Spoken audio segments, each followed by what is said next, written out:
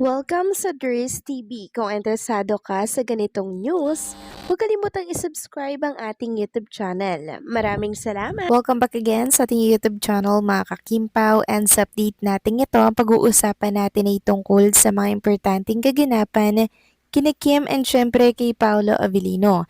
So ang pag-uusapan natin sa update na to ay may kaugnayan nga po sa mga ganap dyan po sa Sydney, Australia. Dahilan para nga naman po ma-amaze at ma-shock ng bonggang-bongga si Kim and si Paolo. Bakit nga kaya?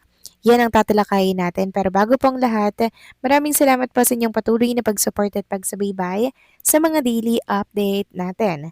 Kaya naman bilang pasasalamat, narito po ang isang napili kong komento patungkol ito sa naging previous update. Mula ito kay Ginang Leoncia Talian. Sabi niya dito, I hope there's what you are saying is true. We are so afraid Kim will be hurt again. I hope Paolo should be honest. If she has no more interest in his relationship with Kim, request him to tell him the truth. We Kimmers will never force you to stay put with Kim if you are already tired of Kim Pao relationship. That's why I request you to be honest with her. You should know, or you know she can always suffer for the happiness of the one she loves. I'm not for Cameron, but it seems Gerald is still hoping and waiting. Even Kim said she will never go back to a person who had cheated on her. Gerald, I suggest you court someone who is a winner of a beauty contest. Like Jake Cuenca, mayaman ka naman, producer at saka business-minded ka rin. So you are thus who can maintain a beauty winner. So maraming salamat sa inyong komento. Ginang Leoncia Talian. So si Paula Avellino naman po, ramdam nating totoo po siya kay Chinita Princess, 'di ba? Totoo siya. Kaya sana po Ginang Leoncia Talian ay magtiwala lamang tayo kay Paolo Avellino.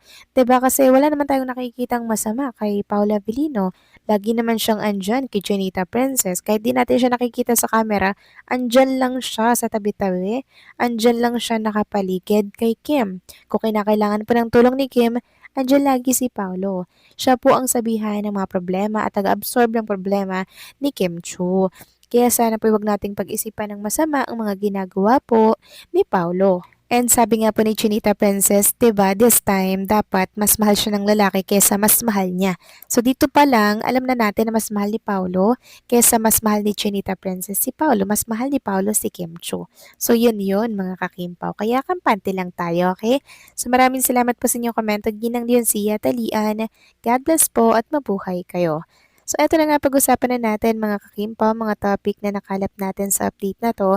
At unahin na nga nating pag-usapan ng tungkol dito sa trending in the Philippines. Yes mga kakimpaw, grabe po ang mga kimpaw supporters. Talagang pag nagkakaisa, talagang nilalagpaso yung ilang mga hashtag. Talagang nangunguna lagi yung mga hashtag or pa-hashtag nila na may kaugnayan kay Kim and Paolo. Katulad nito, global trending po ang hashtag Kim Pao Showstopper. Ayan no, trending with Kim Pao, Aussie Amazing XP.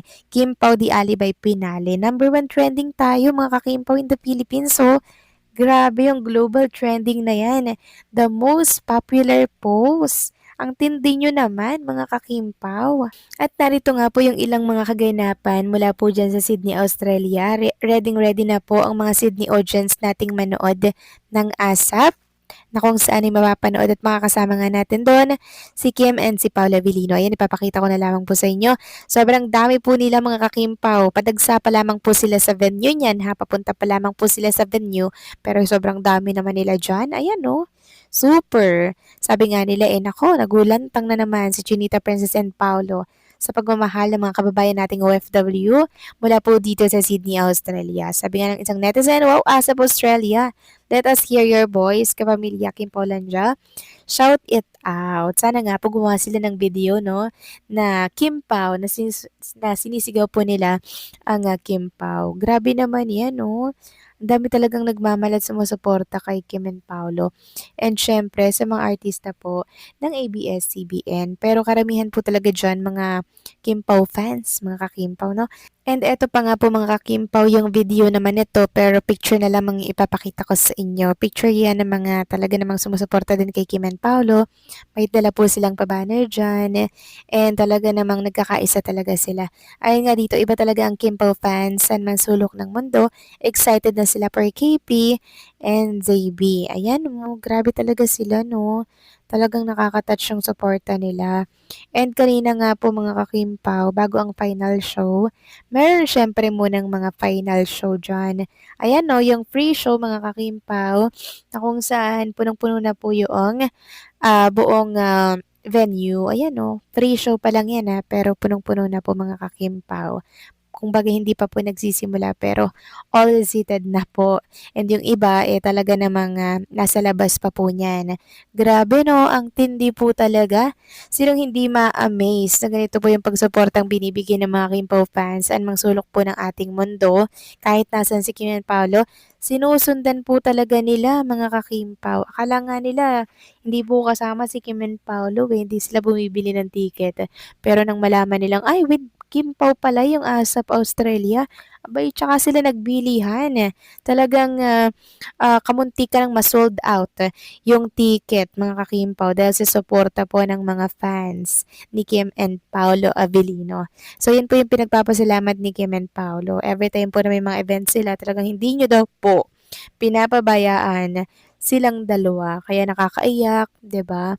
Kahit na per personal na ganap, like yung opening po ng business ni Kim Chu diyan po sa Zamboanga. Super dinagsa din po yun, 'di ba?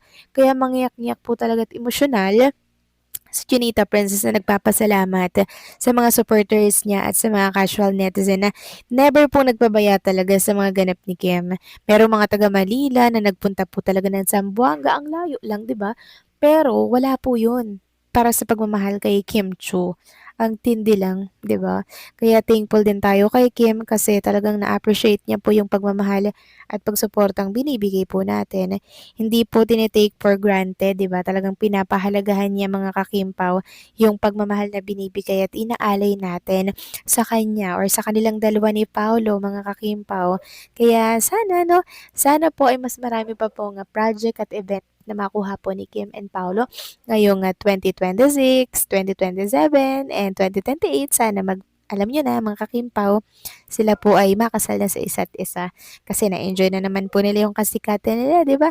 So why not naman na sila naman ang mag-enjoy at bumuo po ng sariling pamilya na siyang deserve nilang tunay.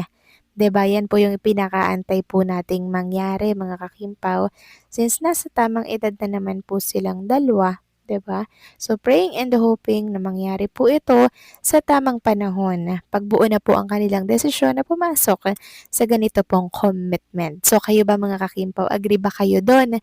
Please comment down below. Okay? At huwag kalimutang i-like ang update natin ito dahil malaking tulong na po yan sa atin. Okay?